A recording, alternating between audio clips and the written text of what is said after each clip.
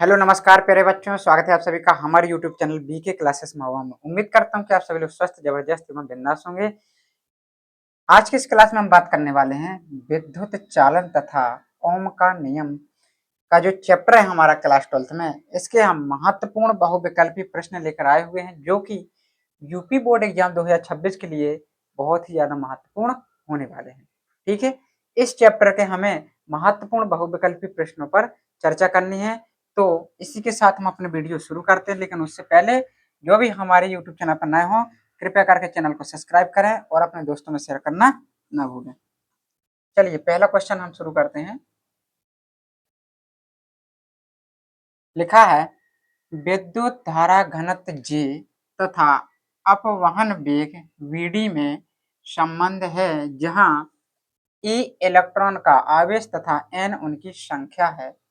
बेटा हम एक सूत्र जानते हैं, क्या जानते हैं? धारा घनत्व J बराबर होता है I बटा A। जानते हो कि नहीं जानते हो? बिल्कुल। धारा घनत्व जो होता है वो धारा और अनुप्रस्थ परिच्छेद के क्षेत्रफल के अनुपात को कहते हैं धारा घनत्व। I बराबर हम जानते हैं, क्या जानते हो? NeAVD। BD हमारा क्या है? अपवहन वेग, या इसको हम कहते हैं अनुगमन वेग भी कहते हैं बेटा। इसका मान उठा के यहाँ पे रख दो, क्या हो जाएगा? NeAVD और बटे में हमारा A यहाँ पे दिया गया है। क्या हो जाएगा? A से ये कट जाएगा, J बराबर हमारा सूत्र आ जाएगा NeVD। J बराबर आ जाएगा NeVD, कहीं पे दिखाई दे रहा है J बराबर NeVD। ऑप्शन ए यहाँ पे बिल्कुल करेक्ट आंसर हो जाएगा हमारा। ठीक है, ये हमारा 2015 में पूछा गया प्रश्न है। चलते हैं नेक्स्ट क्वेश्चन की ओर।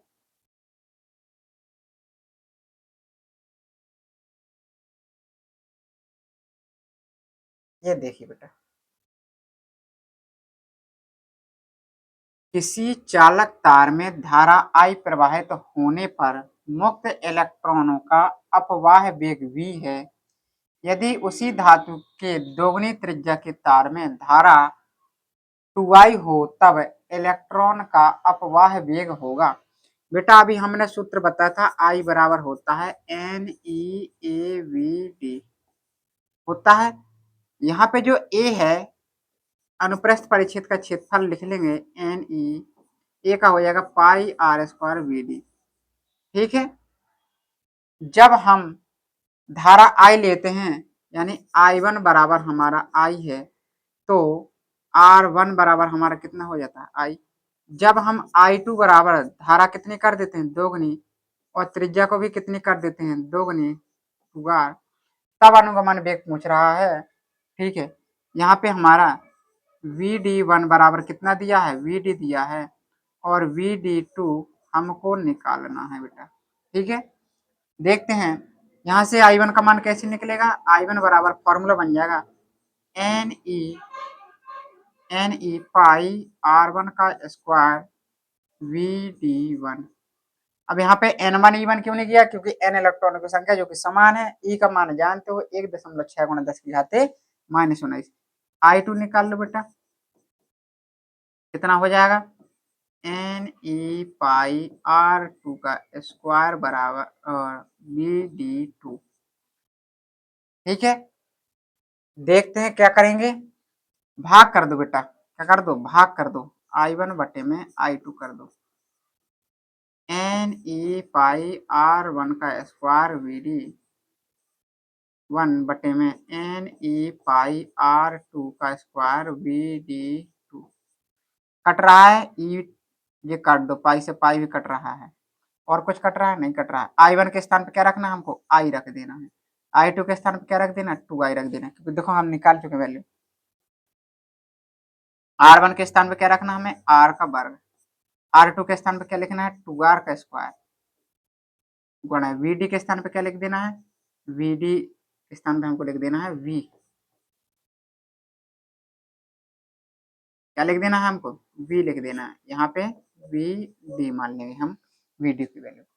देखो क्या हो जाएगा, I से I कट जाएगा, 1/2 R स्क्वायर बटे में 4R स्क्वायर B बटे में Vd। R स्क्वायर से R स्क्वायर कट जाएगा, 2 से ये 2 कट जाएगा, ठीक है। तो अनुगमन वेग वीडी को लाएंगे यहाँ पे, तो क्या हो जाएगा हमारा वीडी बराबर हो जाएगा वी बटे में 2। यानी पहले का क्या हो जाएगा, अनुगमन वेग का आधा हो जाएगा। ऑप्शन कौन सा है, ऑप्शन सी यहाँ पे बिल्कुल करेक्ट आंसर हो जाएगा। पहले अनुगमन वेग का आधा हो जाएगा, कब हो जाएगा, जब हम धारा और त्रिज्या को दोगुना कर देते हैं। ठीक है, चलते हैं नेक्स्ट क्वेश्चन की ओर।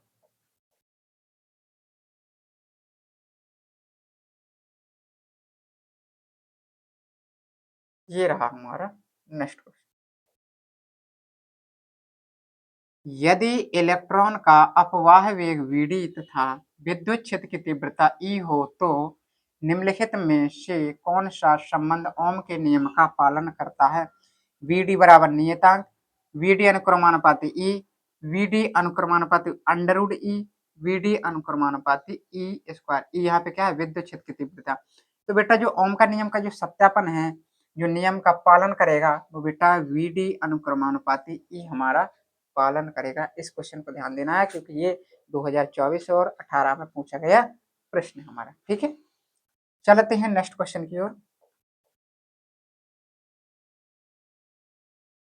ये रहा हमारा नेक्स्ट क्वेश्चन।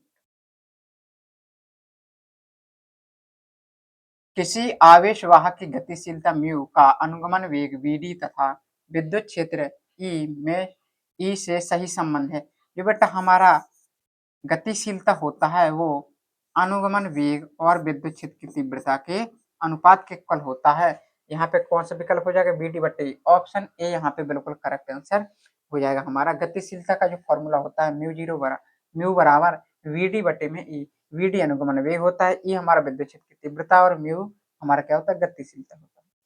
चलते हैं नेक्स्ट क्वेश्चन की ओर। ये रहा हमारा नेक्स्ट क्वेश्चन। प्रतिरोध की बीमा बेटा, प्रतिरोध की बीमा है, 4 विकल्प दिए गए हैं। हमने याद किया, पेपर में भूल गया तो किस तरीके से निकालेंगे, ये नहीं कि तुक्का लगा दिए। जब पेपर में हम करते हैं और हमें बीमा भूल जाती है तो तुक्का नहीं लगाना है कि तुक्का लगा देंगे भूल गया हमको। तो इसको बेटा क्या करना है, सॉल्व करना पड़ेगा। किस तरीके से, हमें क्या करना पड़ेगा, इसका फॉर्मूला जानते हैं, ओम के नियम से लगा दो। आई आर, आर बराबर क्या हो जाएगा हमारा, बी बटे आई। अब विभवांतर का नहीं जानते हो बीमा तो क्या करेंगे, डब्लू बटा क्यू जानते हो, लिख दो। क्या हो जाएगा, डब्लू बटे में क्यू को क्या लिख सकते हैं, आई टी, और यहाँ पे आई, यानी डब्लू बटे में आई स्क्वायर टी। अब कार्य की विमा तो सबको पता होती है बेटा, क्या हो जाता है, M L square T minus 2, और बटे में आई का क्या हो जाएगा, ए स्क्वायर, और टी का होती है विमा टी। इसको हम लिखेंगे M L square T minus 3 A minus 2। कहीं पे दिखाई दे रही है विमा, M L two T minus 3, ये गलत हो जाएगा, M L two T minus 3 A minus 2 बिल्कुल करेक्ट। ऑप्शन सी यहाँ पे बिल्कुल करेक्ट आंसर हो जाएगा। तो इस तरीके से हमें निकाल लेना है वहां पे। और भी कई सारी बीमा अगर कोई आ जाती है तो याद करना है बीमा। अगर बीमा भूल जाती है तो उसके फॉर्मूला को याद करना है, फॉर्मूला से बीमा निकाल करके सॉल्व करना है। तुक्का लगाओगे तो गड़बड़ हो सकता है उसमें। ठीक है, हो सकता है कि हाँ सही हो भी जाए, लेकिन बहुत कम चांस है कि तुक्के में सही हो जाए। ठीक है, अगर निकाल के करोगे तो 100% तुम्हारा सही आ जाएगा। चलते हैं नेक्स्ट क्वेश्चन की ओर।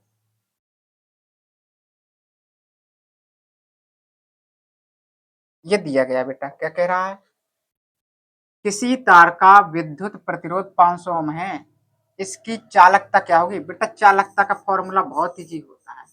क्या होता है, बहुत इजी होता है। चालकता को हम सी से प्रदर्शित कर देते हैं, 1/r होता है, 1/, प्रतिरोध उल्टा व्युत्क्रमानुपाती। तो 1/r की वैल्यू दिया है 500। अब 500 में 1 का भाग दोगे, 500 का 1 में दोगे भाग तो कितना आ जाएगा, 0.002। रुक जाओ, 0.2, एक जीरो और आएगा बेटा, 0.002 आ जाएगा। ठीक है, ये हमारा ओम इनवर्स आ जाएगा। क्या आ जाएगा, ओम इनवर्स आ जाएगा। कौन सा विकल्प हो जाएगा, ऑप्शन है डी यहाँ पे बिल्कुल करेक्ट आंसर हो जाएगा हमारा। ये 2019 में पूछा गया प्रश्न है हमारा। ठीक है, चलते हैं नेक्स्ट क्वेश्चन की ओर।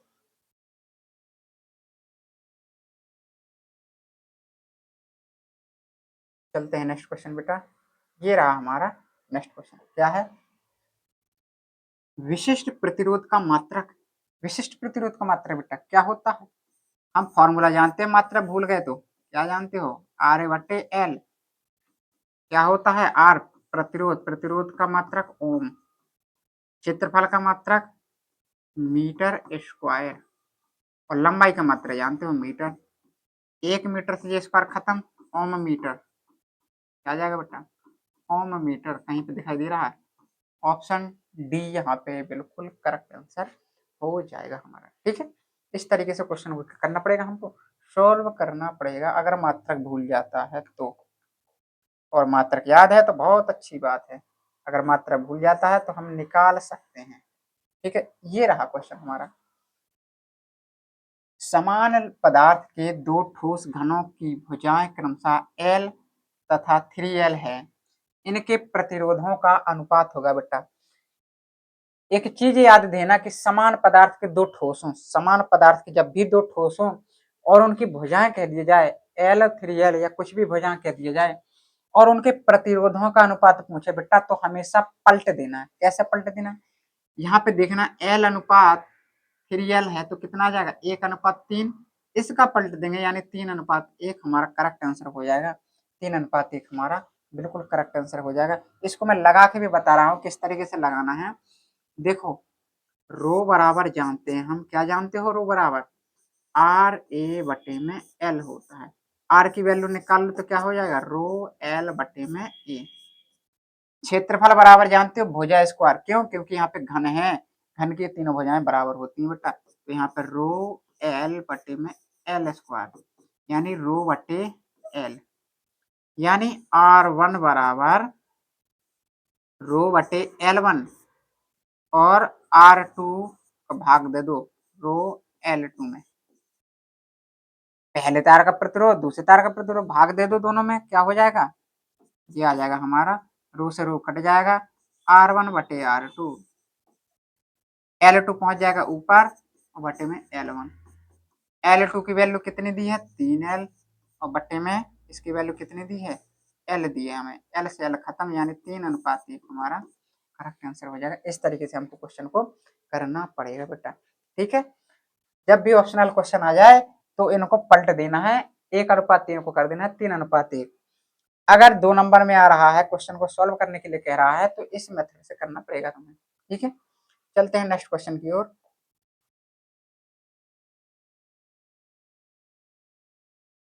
लो बेटा, वही सवाल आ गया फिर से। क्या कह रहा?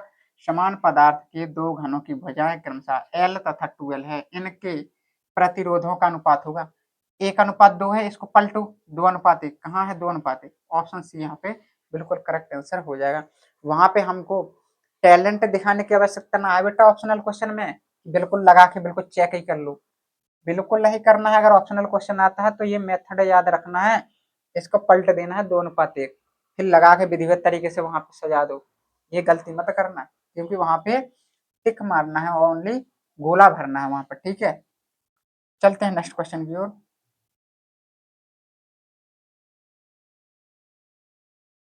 ये रहा हमारा नेक्स्ट क्वेश्चन। 50 ओम प्रतिरोध के धात्विक तार को खींचकर उसकी लंबाई दोगुनी कर देते हैं तो उसका नया प्रतिरोध, हमेशा याद रखना बेटा, जो नया प्रतिरोध होगा वो N²R, ये फॉर्मूला याद रख लो, बिल्कुल करेक्ट आंसर आ जाएगा। जो नया प्रतिरोध होगा ये R1 है, ये प्रतिरोध है जो दिया गया है। N मतलब है कि कितना गुना किया गया है, तो R1 इज वैल्यू कितना किया गया है बेटा? 2 गुना, तो 2 का स्क्वायर कर दो। R की वैल्यू 50 है, 2 का वर्ग 4 गुना 50, 5 चौका 20, 200 कितना आ जाएगा बेटा?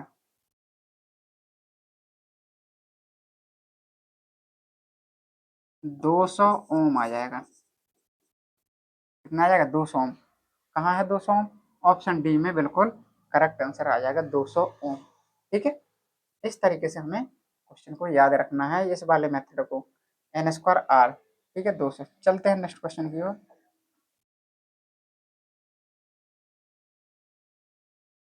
ये रहा हमारा नेक्स्ट क्वेश्चन, क्या कह रहा है, एक तार को खींचकर दोगुनी लंबाई का कर दिया जाता है, उसकी प्रतिरोधकता का मान हो जाता है। अब यहाँ पे ध्यान देना, प्रतिरोधकता पूछा बेटा, फिर प्रतिरोध वाला कॉन्सेप्ट याद करो और कहोगे यहाँ पे तो दोगुना, यहाँ पे क्या कहा था, दोगुना कहा था, तो तुम कर लो कि 2 का वर्ग 4 यानी 4 गुना टिक कर दो, गलत हो जाएगा, क्योंकि यहाँ पे प्रतिरोधकता पूछी है ना कि प्रतिरोध पूछा है नया वाला। तो प्रतिरोधकता जब भी कहेगा तो आप परिवर्तित रहेगा, इनमें कोई परिवर्तन नहीं होगा, प्रतिरोधकता में, प्रतिरोध में परिवर्तन होता है, ठीक है। 2024-2022 में ये प्रश्न पूछा गया है। चलते हैं नेक्स्ट क्वेश्चन की ओर।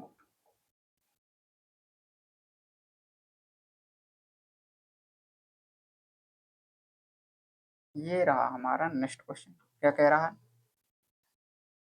किसी चालक तार की प्रतिरोधकता निर्भर करती है, किस पर निर्भर करती है, तार की लंबाई पर, तार के प्रतिरोध पर, तार के पदार्थ पर, तार की मोटाई पर। तो यहाँ पे जो चालक तार की जो प्रतिरोधकता है बेटा, जो प्रतिरोधकता है ना तो तार की लंबाई पर डिपेंड करती है, ना ही तार के प्रतिरोध पर, और ना ही तार की मोटाई पर।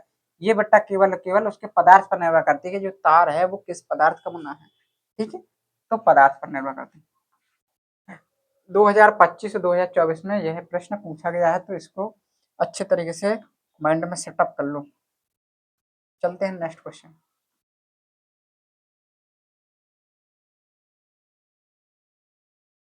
किसी चालक की प्रतिरोधकता व चालकता का गुणनफल निर्भर करता है, प्रतिरोधकता और चालकता बेटा कहा है, तो हम जानते हैं सिग्मा इज इक्वल टू 1/2, ठीक है। इसका करेंगे गुणा, इनका गुणनफल क्या आ गया, एकांक आ गया, कितना हो जाएगा, एकांक।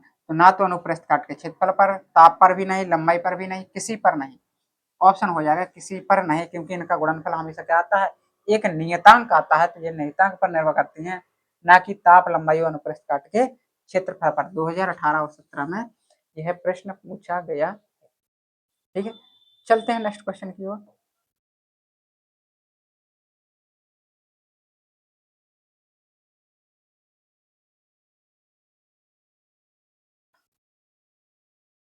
जब एक तांबे का टुकड़ा एवं दूसरा जर्मेनियम का टुकड़ा दोनों कमरे के ताप से 80 केल्विन तक ठंडे किए जाते हैं, तो प्रत्येक का प्रतिरोध बढ़ता है, तांबे का प्रतिरोध घटता है, तांबे का प्रतिरोध बढ़ता है एवं जर्मेनियम का प्रतिरोध घटता है, तांबे का प्रतिरोध घटता है एवं जर्मेनियम का प्रतिरोध बढ़ता है। तो यहाँ पे जो बेटा करेक्ट आंसर हो जाएगा वो क्या हो जाएगा, तांबे का प्रतिरोध घटता है एवं जर्मेनियम का प्रतिरोध बढ़ता है, ऑप्शन डी यहाँ पे करेक्ट आंसर हो जाएगा हमारा, ठीक है।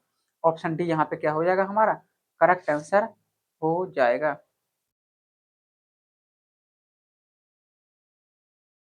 चलते हैं नेक्स्ट क्वेश्चन की ओर।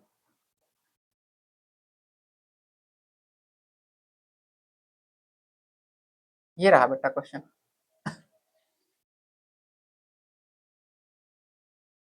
देखते हैं।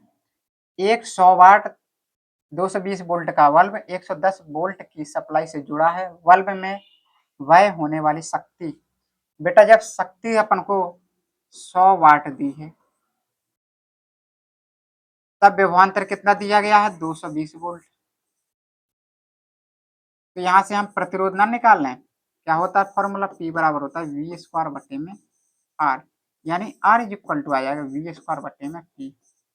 रखो बी का मान 220, 220 बटे में 100, 1 2 कितना आ जाएगा हमारा, आर बराबर आ जाएगा बेटा 22 गुणे 22 ओम। अब देखो, हमें शक्ति निकालना है, यानी पी की वैल्यू निकालनी है, कब निकालनी है, जब वोल्ट हमारा 110 हो और प्रतिरोध हमारा ये हो, तब फॉर्मूला लगा दो, पी बराबर वी स्क्वायर बटे में आर। पी बराबर वी का मान 110 गुणा 110, 22 गुणा 22, 22 पंचे 22 पंचे, यानी पी बराबर कितना आ जाएगा, 25 वाट आ जाएगा हमारा बेटा, कितना आ जाएगा, 25 वाट हमारा बिल्कुल करेक्ट आंसर हो जाएगा, ऑप्शन सी यहाँ पे बिल्कुल करेक्ट आंसर हो जाएगा। ठीक है, तो इस तरीके से निकालना है। चलते हैं नेक्स्ट क्वेश्चन की ओर।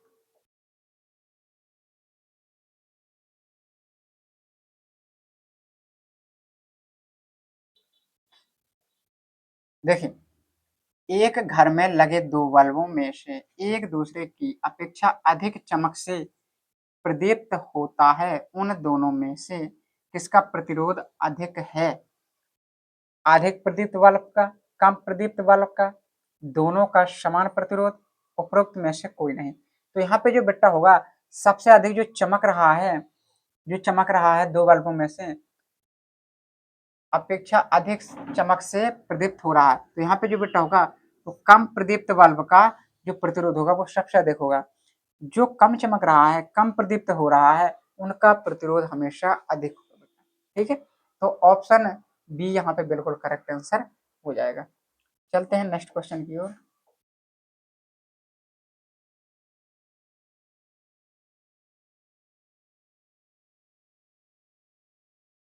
फ्यूज तार के पदार्थ में होना चाहिए उच्च विशिष्ट प्रतिरोध एवं उच्च गलनांक, निम्न विशिष्ट प्रतिरोध एवं निम्न गलनांक, उच्च विशिष्ट प्रतिरोध एवं निम्न गलनांक, निम्न विशिष्ट प्रतिरोध एवं उच्च गलनांक। तो यहाँ पे बेटा जो करेक्ट आंसर हो जाएगा वो ऑप्शन सी हो जाएगा। उच्च विशिष्ट प्रतिरोध होना चाहिए और जो गलनांक होना चाहिए वो निम्न गलनांक होना चाहिए। ठीक है, तो इस तरीके से आज की क्लास में हमने विद्युत चालन और ओम के नियम वाला जो चैप्टर है हमारा, उसके हमने सभी महत्वपूर्ण बहुविकल्पी क्वेश्चनों पर डिस्कस कर लिया है। उम्मीद करता हूँ कि आप सभी को ये वीडियो पसंद आया होगा। अगर वीडियो अच्छा लगे तो लाइक करें, कमेंट करें एवं अपने दोस्तों में शेयर जरूर करें। मिलते हैं नेक्स्ट वीडियो में।